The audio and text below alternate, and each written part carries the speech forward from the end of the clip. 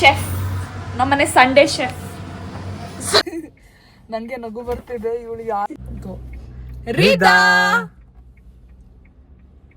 Okay, ನಾನು ವಿನಿತ್ ಮತ್ತೆ ಪಾಪು ಇವತ್ತು ಕಾರಲ್ಲಿ ಹೋಗ್ತಾ ಇದ್ವಿ. ಹಾಗೆ ಒಂದು ಐಡಿಯಾ ಬಂತು. ಏನಂದ್ರೆ ಮಕ್ಕಳು ಯಾರನ್ನ ಫಸ್ಟ್ ನೋಡ್ತಾರೆ ಅಂದ್ರೆ ನಾವಿಬ್ರು ತಿರುಗಿದಾಗ ಇಲ್ಲ ನಾವಿಬ್ರು ಕರೆದಾಗ ಹೆಸರು ಕರೆದಾಗ ಯಾರನ್ನ ನೋಡ್ತಾರೆ ಅವ್ರಂದ್ರೆ ತುಂಬಾ ಇಷ್ಟ ಅಂತ. ಸೊ ಇವತ್ತು ನಾವು ಕಂಡುಹಿಡಿತಾ ಇದೀವಿ ಇವಳಿಗೆ ಯಾರಂದ್ರೆ ಜಾಸ್ತಿ ಇಷ್ಟ ಅಂತ. Let's see. ರೆಡಿ 1 2 ಅಲ್ಲಿ ರಿದು ಅಲ್ಲಿ. ರೆಡಿ 1 2 3 ಗೋ. ರೀದಾ ರೀದಾ ತಿರುಗು ನೀನು. ರೀದಾ ರೀದಾ 1 ಪಾಯಿಂಟ್. ಈಗ ರೆಡಿ 1 2 3 ಅಲ್ಲಿ ನೋಡು ಚಿನ್ನಿ, ಅಲ್ಲಿ ನೋಡು ಗೋ. ರೀದಾ ರೀದಾ ರಿದು ರಿದು ಕುಟ್ಟಿ. 2 ಪಾಯಿಂಟ್ ಬಂದಿದೆ. ಇನ್ನೊಂದು ಪಾಯಿಂಟ್ ಆದ್ರೆ ಮ್ಯಾಕ್ಸಿಮಮ್ ನನಗೆ ಬರುತ್ತೆ. I'll be the winner.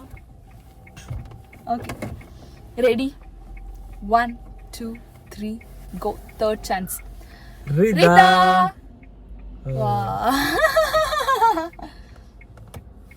Okay, fourth chance idu. Ready 1 2 3 go. Rida Rida Rid. Hey Rida. ಅಯ್ಯೋ ಎಕ್ಸಾಕ್ಟ್ ಟೈ ಆಗಿದೆ. ಇದರಲ್ಲಿ ಮ್ಯಾಕ್ಸಿಮಮ್ ಎಫರ್ಟ್ ಹಾಕ್ಬೇಕು. ರಿದಾ, ನೀನ್ ಯಾರ ಸೈಡ್ ಇರ್ತೀಯಾ ನೋಡೋಣ. Last. Ready 1 2 3 go. ರಿದಾ ರಿದಾ.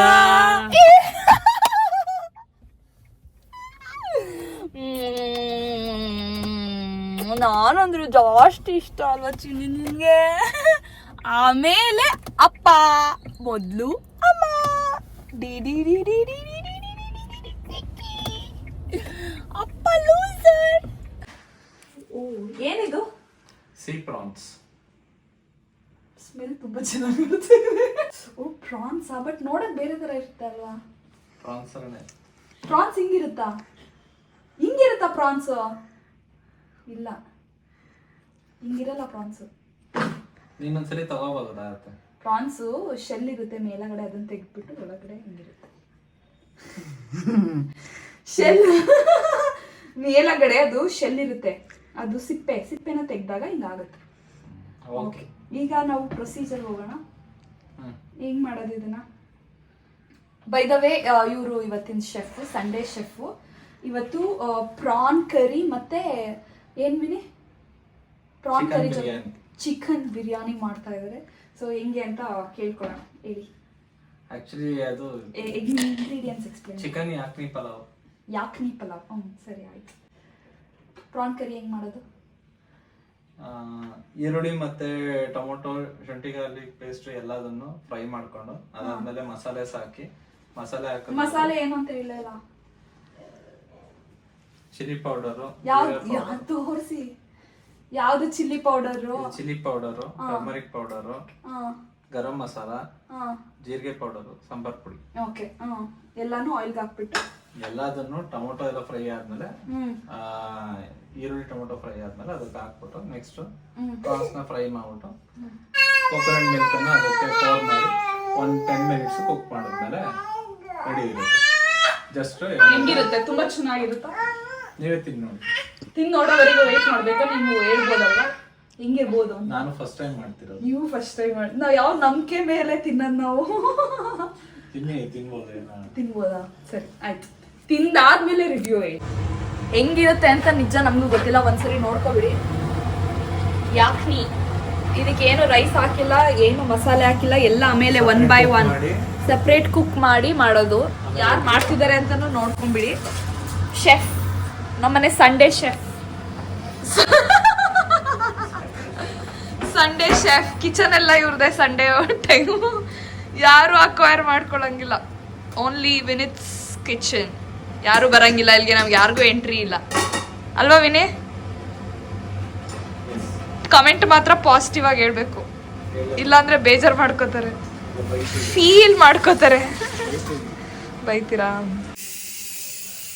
Prawn curry, chicken yakhni pulao and chicken gravy ಇಷ್ಟು ಅದೀನಿ. ಪ್ರಾನ್ ಕರಿ ತುಂಬ ವರ್ಷ ಆಯಿತು ತಿಂದು.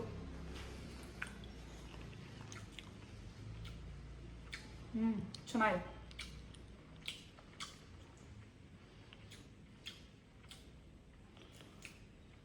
ಇದೊಂದು ತಿಂತೀನಿ.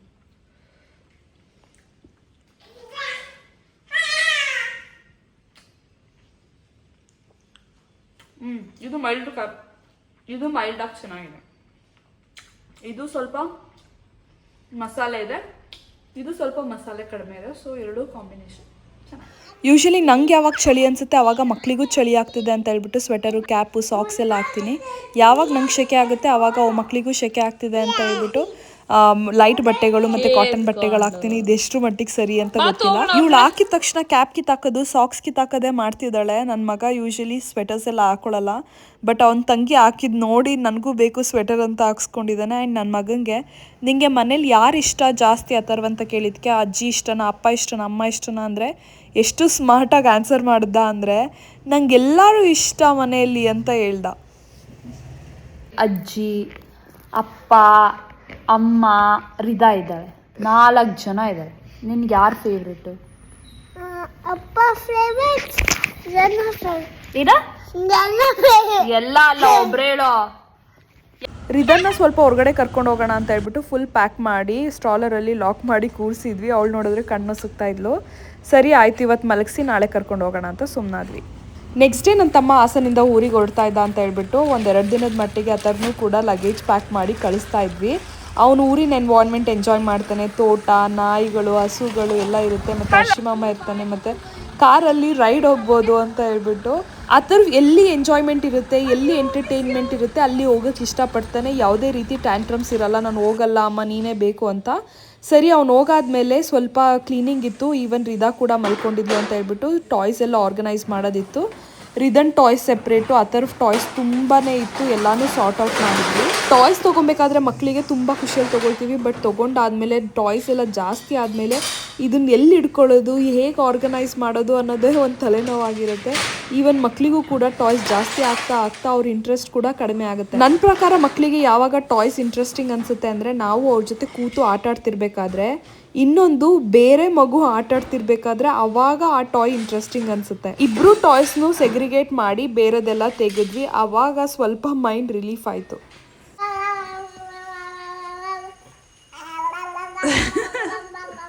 ಏನ್ ಮಾಡ್ತಿದ್ಯಾ ರಿದಾ?